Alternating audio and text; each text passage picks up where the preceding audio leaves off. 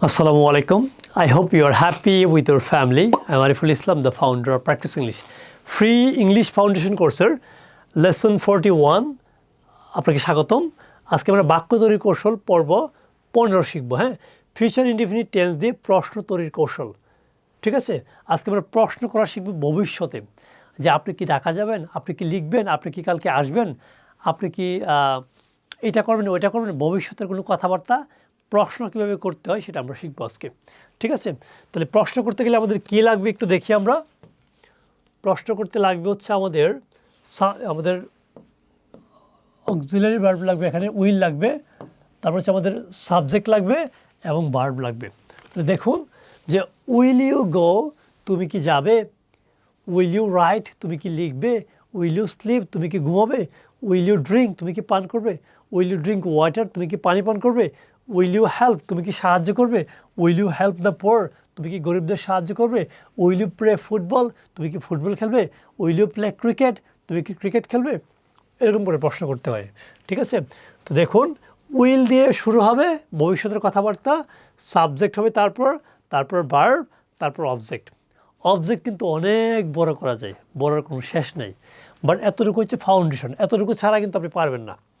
আপনাকে উইল নিতে হবে অবশ্যই, আপনাকে অবশ্যই সাবজেক্ট নিতে হবে, আপনাকে অবশ্যই ভার্ব নিতে হবে, তারপর এগুলো নেওয়ার পর হচ্ছে এগুলো। আপনি এগুলো যদি কোনো একটা বাদ দিয়ে দেন, এগুলো সারাদিন নিলে আপনার বাক্য অর্থবোধক হবে না। ঠিক আছে, সো ভালো করে প্র্যাকটিসটা এগুলো করতে হবে। তো এটাকে ভালো করে বুঝতে হবে, বোঝার পরে আপনাকে ট্রাই করতে হবে এরকম বাক্য বারবার কীভাবে বানানো যায়। যেমন আমি এটাকে ব্যবহার করে এখানে অনেকগুলো বাক্য প্রশ্ন তৈরি করেছি এবং সেগুলোর উত্তর দিয়েছি। চলুন একটু দেখি।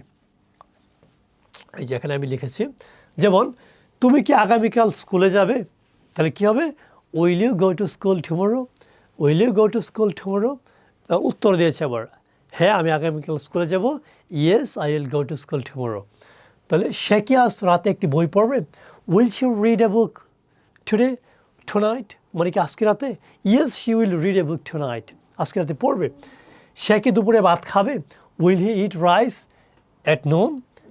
তারা কি মাঠে ফুটবল খেলবে, will they play football in the field. আমরা কি সন্ধ্যায় টিভি দেখব, will you watch TV in the evening.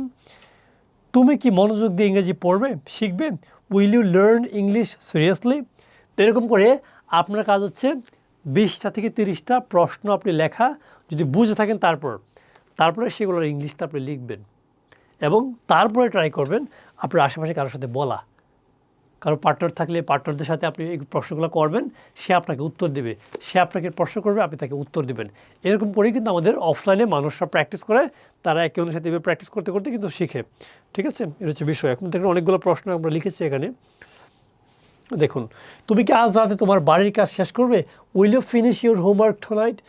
আমরা কি গরিব মানুষদের সাহায্য করব, will you help the poor people. এগুলো কিন্তু সব ফিউচার টেন্স দিয়ে বাক্যগুলো তৈরি করেছে। ঠিক আছে, ফিউচার ইনডিফিনিট টেন্স দিয়ে। সো প্লিজ আপনারা এরকম করে প্রশ্নগুলো তৈরি করুন এবং ভার্বগুলোকে দিয়ে বারবার প্র্যাকটিস করুন। তাহলে ভার্বগুলো যখন আয়ত্তে চলে আসবে, তখন দেখবেন বাক্য তৈরি করা, প্রশ্ন করা আপনার জন্য ইজি হয়ে যাবে ইনশাল্লাহ। ঠিক আছে, তো পরবর্তী ক্লাসে আবারও কথা হবে। সে পর্যন্ত ভালো থাকবেন, পরিবারকে ভালো রাখার চেষ্টা করবেন। আসসালামু আলাইকুম।